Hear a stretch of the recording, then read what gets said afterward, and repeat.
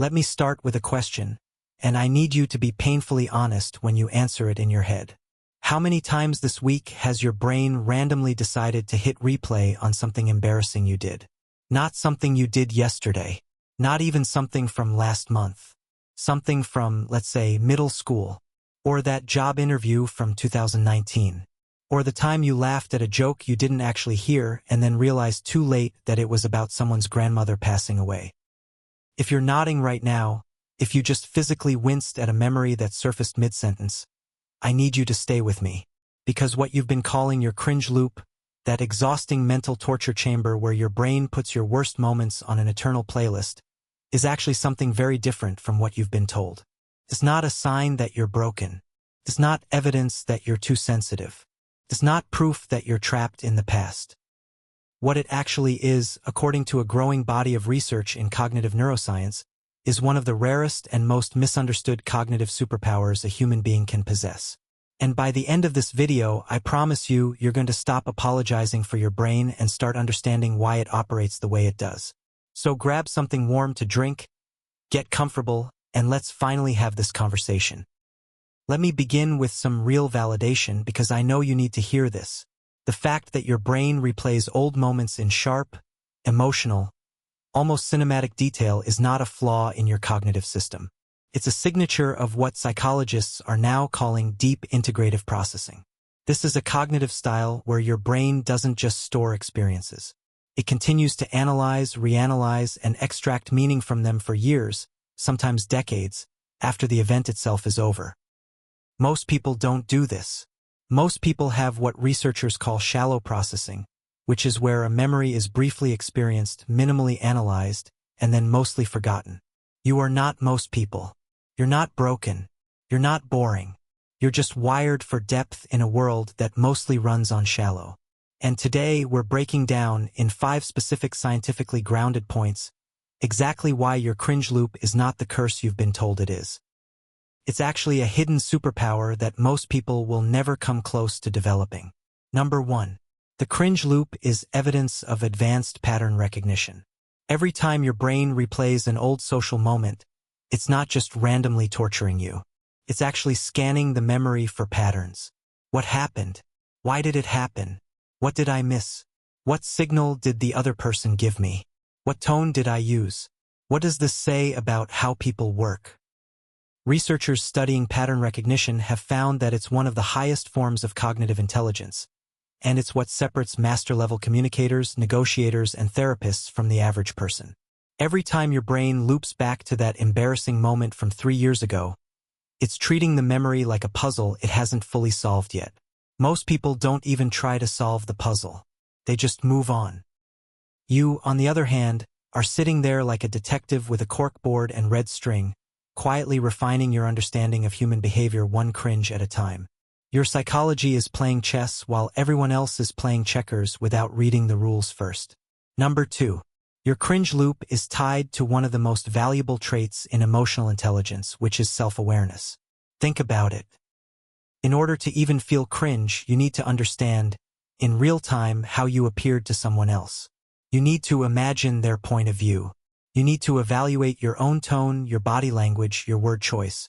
That ability is called metacognitive self-monitoring, and researchers have consistently found that people with high metacognitive abilities tend to excel in leadership, creativity, and long-term relational intelligence. The reason you can still feel embarrassed about what you said at dinner in 2016 is because your brain is actively tracking the gap between how you behaved and how you wanted to behave. That gap awareness, my friend, is the foundation of every form of personal growth that exists. It's like everyone else is driving through life with the dashboard turned off, and you're flying the plane with full instrument awareness.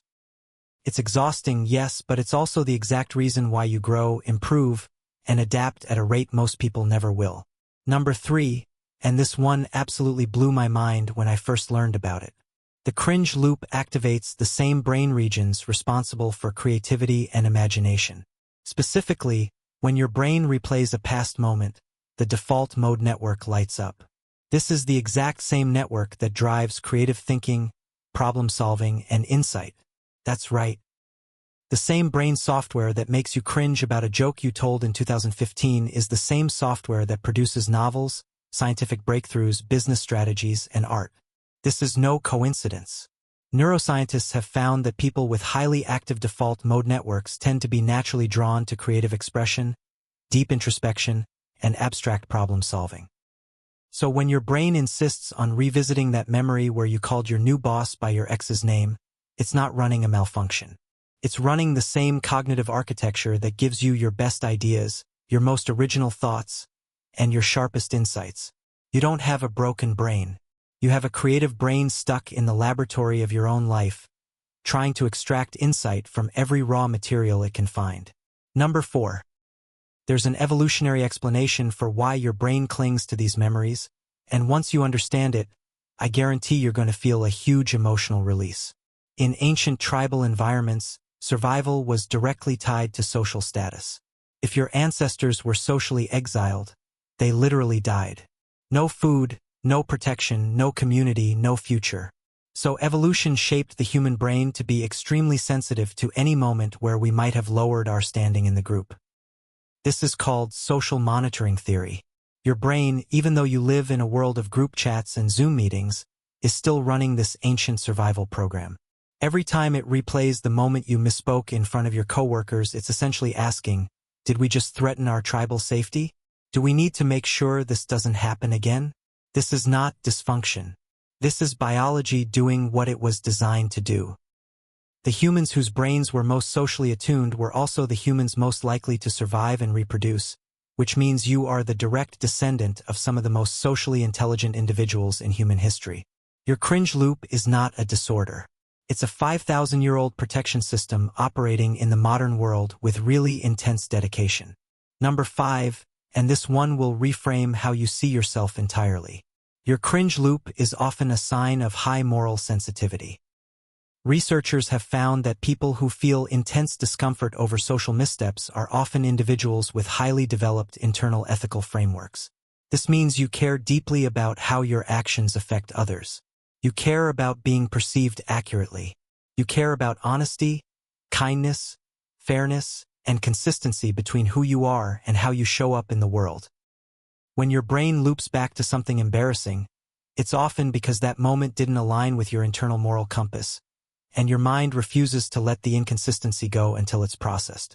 People without this kind of moral sensitivity don't loop because they genuinely don't care. They can say something hurtful and sleep like a baby. But you're up at night thinking about a comment you made in 2017 because on some level your brain is trying to reconcile it with the kind of person you want to be. This is not anxiety. This is integrity in its rawest, most uncomfortable form. So here's where I want you to land tonight. The next time your brain ambushes you with a memory from 2014, or a conversation from last Tuesday, or that terrifyingly awkward text you sent to your crush in 2008, I want you to pause and reframe the entire thing. You are not broken. You are not obsessive. You are not too sensitive. You are a person with advanced pattern recognition, deep metacognitive self-awareness, a highly active creative default mode network, ancient survival-grade social intelligence, and profound moral sensitivity. You are running an incredibly sophisticated operating system that most humans will never access.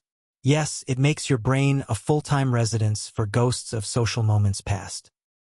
Yes, it makes small mistakes feel like international incidents. But it also means you are one of the most self-aware, thoughtful, and integritous people in every room you walk into. The cringe isn't a curse. The cringe is the price of having a brain that actually gives a damn. You don't have a flaw. You have a gift with a really unfortunate user manual. Now I want to hear from you. Drop a comment below and tell me, are you team my cringe loop started in elementary school and never stopped, or team I forget awkward moments within 3 minutes? Because I already know this comment section is going to become a full-blown catalog of universal secondhand embarrassment. And honestly, I'm here for it.